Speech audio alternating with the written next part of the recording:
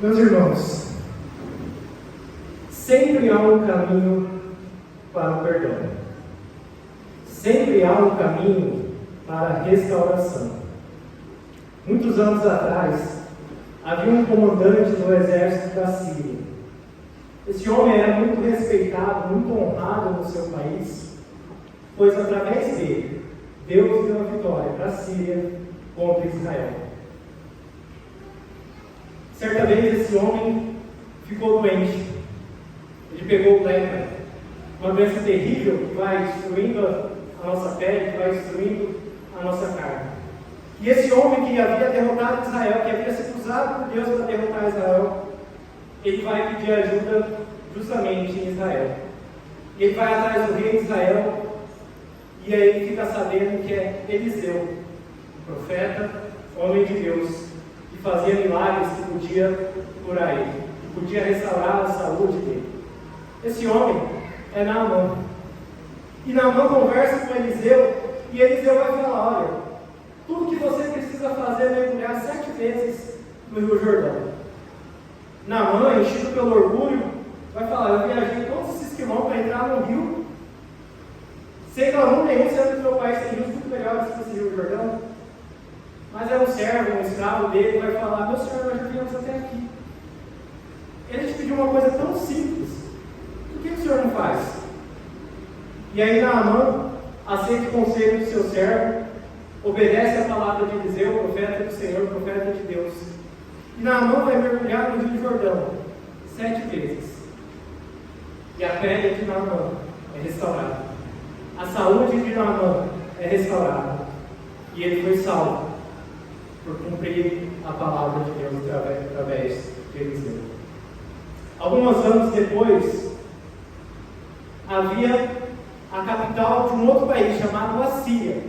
Se você vai lembrar, a Síria é aquele país que destruiu Israel, que dizimou Israel. E a capital desse país, chamada Nínive, era uma cidade terrível. Era uma cidade dominada pelo pecado, dominada pela maldade. E chega um momento onde Deus escolhe um homem, Jonas. Jonas, vai para aquela cidade que você odeia, que faz sua maldade, que é uma cidade cheia de pecados. E Jonas, você vai levar para essa cidade uma mensagem, que Deus vai destruir essa cidade em 40 dias. Jonas, a gente sabe, né, ele tenta fugir, ele não quer pregar a palavra de Deus para aquela cidade. E aí, a gente sabe, ele cai numa tempestade, ele é engolido por um peixe, e aí, finalmente ele aceita e vai em Nínive e prega. Nínive, pelas suas desobediências, vocês serão destruídos em 40 dias.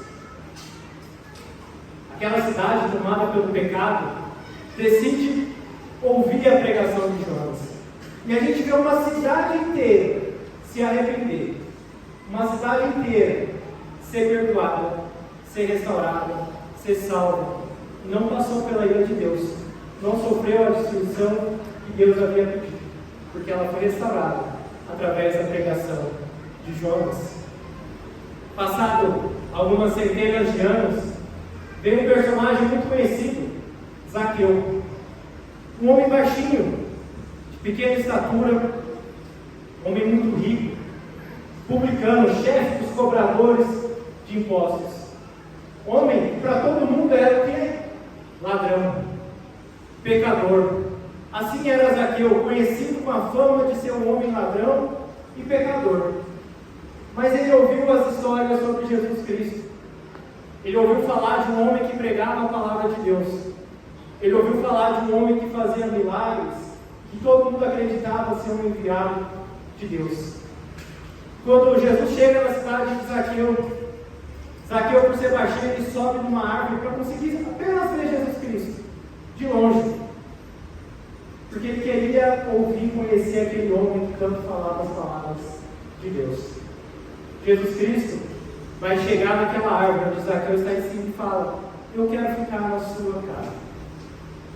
E Zaqueu desce todo alegre e leva Jesus Cristo. As pessoas ficam falando mal de Jesus, né? Está comendo na casa de um pecador. Mas Jesus Cristo está focado na vida daquela pessoa, de Zaqueu. E durante aquele dia, Zaqueu vai ser restaurado por Jesus Cristo. Zaqueu vai receber o perdão de Jesus e vai ter sua vida transformada, porque no final daquele dia Zaqueu devolve tudo que ele havia roubado. Não só isso, né? Ele devolve muito mais do que ele havia roubado. A vida de Zaqueu foi restaurada por Jesus Cristo. Passado algum tempo, vem Saulo.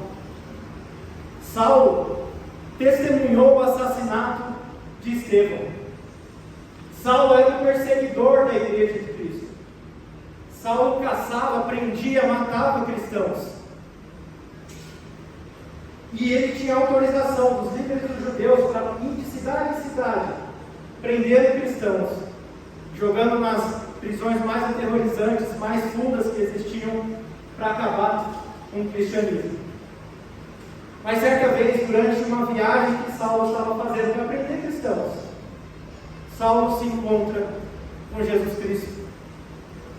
Depois Saulo se encontra com Ananias e ele ouve a pregação do Evangelho. E Saulo tem a sua vida restaurada através desses encontros. Saulo, um antes perseguidor da igreja, se transforma em apóstolo, se transforma no maior missionário que já existiu, se transforma no maior autor dos livros do Novo Testamento.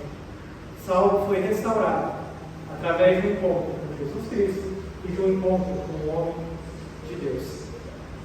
Sabe o que há de comum nessas 4 histórias que eu contei para vocês? Sempre tem um homem de Deus que prega a palavra. E sempre há restauração de vidas. Porque sempre há um caminho para perdão. E sempre há um caminho para restauração de vidas. Pois é isso que Deus faz. Pois é isso que Deus fez na vida de cada um de nós. Deus restaurou as nossas vidas. Restaurar é recuperar um bom estado. É recuperar, é consertar aquilo que estava estragado, é consertar aquilo que estava estragado, quebrado. E é isso que Deus fez por cada um de nós.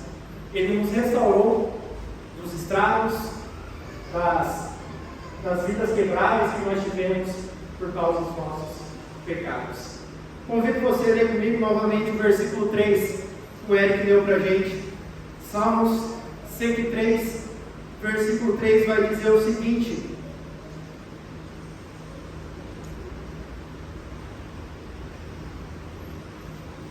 Salmo 103, versículo 3. É Ele que perdoa todos os seus pecados e cura todas as suas doenças, que resgata a sua vida da sepultura e o coroa de bondade e compaixão, que enche de bens a sua existência, de modo que a sua juventude se renova como a águia. Vai comigo no versículo 10 agora. Não nos trata conforme os nossos pecados, nem nos retribui conforme as nossas iniquidades. Nós fomos restaurados por Deus. No momento que nós recebemos o perdão dos pecados, quando nós passamos pela água do batismo. É naquele momento que Deus perdoou os nossos pecados, que Deus está restaurando as nossas vidas. Deus, no momento que Ele vai perdoar os nossos pecados, é como se Ele resetasse a nossa vida. Sabe, tudo que a gente viveu, no momento do batismo para trás, aquilo deixa de existir. Deus apaga de suas memórias tudo que nós fizemos de errado contra Deus, no momento que Ele nos perdoa. Filipe falou no momento da ceia que o pecado causa uma barreira entre nós e Deus. Mas no momento que Deus nos perdoa, essa barreira é quebrada. Essa barreira deixa de existir e nós voltamos a nos relacionar com o nosso Deus. Deus restaura o nosso relacionamento com Ele no momento que Deus perdoa os nossos pecados. Deus nos restaura no momento que Ele nos dá uma nova vida. Uma vida agora, onde a gente deixa o nosso velho homem, um velho homem do pecado, um velho homem que só atendia os desejos da carne, e nós ressuscitamos para uma nova vida, uma vida que agora deseja fazer a vontade de Deus, deseja agradar a vontade de Deus. Deus nos restaura no momento onde Ele troca a punição que nós merecemos, pela misericórdia, pelo amor, pela graça que Deus nos dá. Quem estava na aula de perdão hoje mais cedo, a gente viu que misericórdia é fazer o bem, mesmo quando a pessoa merece o mal. E é isso que Deus fez por nós. Esse é o processo de restauração de Deus para cada um de nós. Quando nós ainda merecíamos o castigo, a punição, Deus nos deu o perdão através de Jesus Cristo. Olha comigo o versículo 11 agora. Versículo 11 diz o seguinte: pois como os céus se elevam acima da terra, assim é grande o seu amor para com os que o temem. E como o Oriente está longe do Ocidente, assim Ele afasta para longe de nós as nossas transgressões. Deus nos restaura por completo. Deus nos conserta por completo. Deus nos perdoa por completo, porque a restauração que Deus faz reflete o tamanho do amor de Deus por cada um de nós. O amor que somente Deus pode dar. E esse é o tamanho da restauração, da transformação de vida que Deus quer fazer com cada pessoa que o tem. Deus quer dar o seu amor, Deus quer dar a sua justiça para aqueles que têm fé na palavra dele. Para aqueles que acreditam com todas as suas forças que Deus de fato quer mudar a nossa vida, que Deus quer nos salvar. E olha que interessante. Antes existia uma barreira separando nós de Deus. Mas a partir do momento que Deus nos perdoa, a partir do momento que Deus nos restaura, agora existe uma barreira entre nós e os pecados. E o salmista vai dizer que essa barreira que existe entre nós e os pecados. Olha assim no versículo 12 de novo. Como o Oriente está longe do Ocidente, assim Ele afasta de nós as nossas transgressões. No nosso relacionamento com Deus, Deus está separando os nossos pecados de nós. E assim como o Brasil é longe do Japão, nós estamos longe dos nossos pecados por causa da graça de Deus, por causa do sacrifício de Jesus Cristo. A barreira que existia entre nós e Deus, agora é uma barreira que nos separa dos nossos pecados. Versículo 17. Olha comigo o versículo 17. Mas o amor leal do Senhor, o seu amor eterno, está com os que o temem, e a sua justiça com os filhos dos seus filhos, com os que guardam a sua aliança e se lembram de obedecer aos seus preceitos. Deus quer restaurar a vida de aqueles que o temem. Mas mais do que isso, Deus quer dar o seu amor para aquelas pessoas que temem a Ele, para aquelas pessoas que têm o desejo de obedecer a Ele. Versículo 18: Deus dá o seu amor para aqueles que guardam as suas alianças e se lembram de obedecer aos seus preceitos. Deus quer transformar a nossa vida. Deus quer nos perdoar e Deus quer restaurar a nossa vida. A nossa parte é acreditar no Evangelho, é acreditar na palavra de Deus, é respeitar ao Senhor, é temer ao Senhor, é obedecer aos mandamentos. E Deus quer dar a sua restauração para cada um de nós. As 4 histórias que nós vimos falam da restauração de Deus. Deus restaurou a saúde do corpo físico de Naamã. Deus restaurou a cidade de Nínive, salvando aquela cidade da destruição através do arrependimento. Deus restaurou a vida de Zaqueu, transformando a vida de Zaqueu de um ladrão para alguém que obedece a Deus e devolve tudo aquilo que roubou. Deus transformou a vida de Saulo, de perseguidor da igreja, do maior missionário que existiu, um homem que salvou milhões de pessoas, porque nós fomos salvos através das cartas que Paulo escreveu naquele momento. Essa restauração, essa transformação, ela vem por causa da fé, ela vem por causa da obediência, ela vem por causa do amor de Deus. Mas agora eu quero chegar um pouco mais perto de cada um de vocês. Eu quero falar agora um pouquinho mais da nossa transformação, da nossa restauração. Nós aprendemos lá em Efésios capítulo 2, que nós somos salvos pela graça de Deus. Não por merecimento, para que a gente não se glorie, E por causa dessa salvação que Deus nos deu através da sua graça, nós agora praticamos boas obras, como uma consequência da salvação, como um gesto de gratidão pelo amor que Deus nos deu. Esse foi o momento da restauração. Eu acho que a bateria acabou.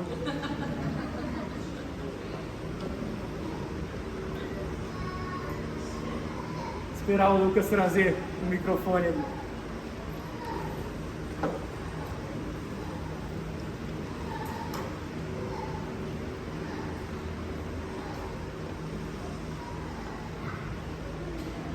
Como eu ia falando em Efésios, nós fomos salvos. E por causa da salvação, nós praticamos boas obras. E agora eu quero trazer esse mesmo princípio para o tema que nós estamos estudando esse mês. Nós estamos estudando o quê? Perdão. Assim como nós praticamos boas obras, porque fomos salvos, agora é o momento de nós perdoarmos, porque fomos perdoados primeiro. Perdão, meus irmãos, não é por merecimento. Perdão não pode ser merecido, perdão não pode ser conquistado. Perdão é dado porque Deus nos amou primeiro. E assim como nós recebemos o amor de Deus, agora é o momento que nós devemos dar o amor para o próximo. Assim como nós recebemos o perdão de Deus primeiro, agora é o momento de nós darmos o perdão para o próximo. Não é porque alguém merece ser perdoado. Não é porque alguém fez algo para conquistar o seu perdão. Mas nós perdoamos porque Deus nos perdoou. Nós perdoamos porque nós recebemos o amor de Deus. E agora nós precisamos dar esse mesmo amor para o próximo. É isso que Deus espera de cada um de nós. Deus restaurou o seu relacionamento com nós. Olha para a sua vida neste momento. Olha o tanto de erros que cada um de nós comete contra o nosso Deus. Olha o tanto de pecados que cada um de nós, que eu e você, já cometemos contra o nosso Deus. Quantas vezes nós decepcionamos Deus? Quantas vezes nós magoamos Deus? Quantas vezes nós desobedecemos à vontade de Deus? Mas Deus nos perdoou. Deus nos amou. Não só isso. Deus passou a habitar dentro de mim e dentro de você, através do Espírito Santo. Deus te perdoou e agora mora dentro de você, através do Espírito Santo. Sabe, Deus restaura saúdes, Deus restaura vidas, mas principalmente Deus quer restaurar relacionamentos. Primeiro, o nosso relacionamento com Deus. Em segundo, o nosso relacionamento entre cada um de nós. Hoje, meus irmãos, é o momento de nós fazermos a restauração. Hoje é o momento de nós perdoarmos, de nós recuperarmos relacionamentos. Aqui na igreja, na sua família, com certeza existe um relacionamento que precisa ser restaurado. Com certeza existe alguém que te magoou, seja aqui na igreja, seja na sua família, seja no seu trabalho. Mas agora é o momento de nós restaurarmos. E eu sei, não é fácil. Eu sei que a pessoa não merece o seu perdão muitas vezes. Mas assim como nós não merecemos e Deus nos perdoou, agora é o momento de nós perdoarmos alguém. Agora é o momento de nós restaurarmos os relacionamentos que estão quebrados. Jesus Cristo, na sua última oração por nós, sabe o que Jesus orou por mim e por você? Que nós sejamos unidos, assim como Jesus e Deus eram unidos. É isso que Deus espera de nós, unidade. Que nós estejamos juntos. Como a gente viu quem estava na turma do perdão, que a gente suporte uns aos outros. Que a gente perdoe as queixas uns dos outros. Agora é o nosso momento de restaurar. A gente chamou, esse ano, o nosso tema é Igreja, uma família que cura. Mas se nós queremos curar aos outros, nós precisamos primeiro nos curar. Precisa começar em nós. Nós precisamos aprender a nos curar. Deus já fez a parte dele. Deus já enviou Jesus Cristo. Jesus já morreu em nosso lugar. Deus já nos perdoou. Deus está morando dentro de você, através do Espírito Santo, para neste momento te ajudar a perdoar. Para neste momento te ajudar a restaurar relacionamentos. Deus fez a parte dele. Mas nós queremos fazer a nossa parte. Nós queremos restaurar. Nós queremos recuperar relacionamentos. Nós queremos perdoar. Sabe? Não existe não consigo perdoar. Porque Deus jamais te pediu algo impossível de se fazer. Deus quer nos ajudar a perdoar. Mas neste momento, que a gente está terminando o tema de perdão, eu quero que você reflita na sua vida. Você quer perdoar? Você quer restaurar relacionamentos? O convite nessa manhã é deixe Deus trabalhar na sua vida. Deixe Deus te usar para restaurar relacionamentos. Deixe Deus te usar para perdoar aquelas pessoas que te machucaram um dia. Oremos.